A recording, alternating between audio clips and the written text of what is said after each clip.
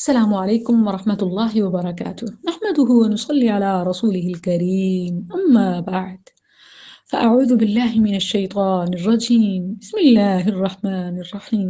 ناظرین کرام، آج کل ہر جگہ خصوصاً فیس بک اور واٹس ایپ پہ ایک ہی بات گردش کر رہی ہے کہ قرآن مجید کو کھولیں اور وہاں پر غور سے ایک ایک صفحہ پلٹ کر دیکھیں، آپ کو ایک باریک اور چھوٹا سا بال ملے گا۔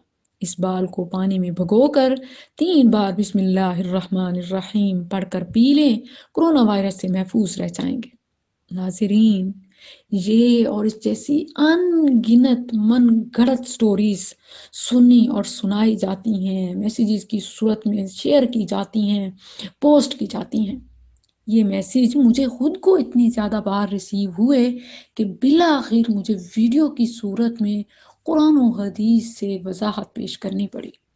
سب سے پہلی بات، سب سے پہلا جواب جو میرے منہ سے نکلا، سبحانک ھذا بہتان عظیم، بے شک اللہ تو پاک ہے، یہ بہت بڑا جھوٹ ہے، ایسا جھوٹ، ایسا بہتان کہ جس کا نہ تو کوئی سر ہے اور نہ پاؤں۔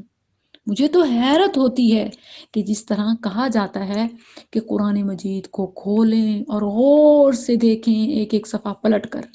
مجھے یہ بتائیے، ہم سب جانتے ہیں، آپ بھی اعتراف کریں گے کہ جب ہم کسی چیز کو فل کنسنٹریشن کے ساتھ غور سے دیکھتے ہیں تو کیا ہوتا ہے کہ ہماری آنکھیں زیادہ بلنک کرنا شروع ہو جاتی ہیں، پلکیں جھپکنے لگتی ہیں۔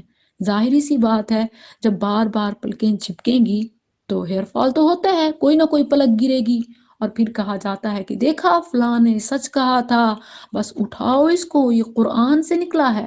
قرآن کھول کر اب ایک ایک صفحہ پلٹ کر اور منہ ساتھ کر کے اب کنسنٹریشن کے ساتھ غور سے جب دیکھیں گے تو پلکیں تو چپکیں گی، اور کوئی نہ کوئی بال گرا یا پہلے سے پڑا ہوا اٹھایا اور کہا کہ فلاں نے بالکل سچ کہا، اب یہ بال اٹھائیں اور وہ عمل شروع ہو جاتا ہے۔ اللہ اکبر، معاذ اللہ، سبحانک ھذا بہتان عظیم۔ ناظرین، آپ غور کریں، قرآن کریم تو بے شک شفا ہے، خود قرآن میں قرآن کے لیے شفا کا لفظ استعمال کیا گیا ہے، ایسے ہی جیسے شہد کے لیے شفا کا لفظ استعمال کیا گیا۔ تھوڑی سی سمجھ بوجھ رکھنے والا انسان بھی بتا سکتا ہے کہ کیا شہد کی بوتل اگر گلے میں ڈال لیں شفا مل جائے گی؟ ہرگز نہیں، ہرگز نہیں۔ شہد شفا ہے، لیکن جب تک ہم اس کا اورل انٹیک نہیں کریں گے شفا کیسے ملے گی؟ کیا صرف گلے میں بوتل لٹکانے سے شفا مل سکتی ہے؟ ہرگز نہیں۔ کسی بھی چیز کا صحیح استعمال ہی فائدہ دیتا ہے، غلط استعمال فائدہ تو دور کی بات الٹا نقصان دیتا ہے۔ قرآن بھی جو اس کا صحیح استعمال ہے وہی کریں گے تو وبائی اور موذی امراض سے شفا مل سکتی ہے۔ قرآن باعث ثواب ہے، باعث برکت ہے، اس کو پڑھنا ثواب ہے، اس کو سمجھنا ہدایت ہے، اس کے مطابق عمل کرنا دنیا آخرت کی کامیابی ہے، لیکن نہ تو اس کو گھول گھول کر پینے سے، گلے میں لٹکانے سے، سروں پر رکھنے سے فائدہ تو دور کی بات، نقصان البتہ آپ کے ایمان کا ضرور ہے۔ آپ شکوک و شبہات کے مریض بن جائیں گے۔ موذی امراض سے بچنے کے بجائے، وبائی امراض سے بچنے کے بجائے آپ تو اپنے ایمان سے ہاتھ دھو بیٹھیں گے۔ ناظرین، قرآن تو وسواس کا رد کرتا ہے، توہمات کو ختم کرتا ہے۔ مجھے یہ بتائیے کہ اگر قرآن سے ہی لوگوں کو شک اور وسوسوں میں مبتلا کر دیا جائے تو پھر اور کہاں سے ان چیزوں سے بچ سکتے ہیں؟ اللہ کے لیے دین میں نئے نئے فتنے کھڑے مت کریں، شکوک و شبہات اور توہمات کے دروازے مت کھولیں۔ نبی صلی اللہ علیہ وسلم کا فرمان ہے، شک سے بچو اور یقین کا دامن تھامو۔ تلاوت قرآن کرنا سکون اور یقین ہے۔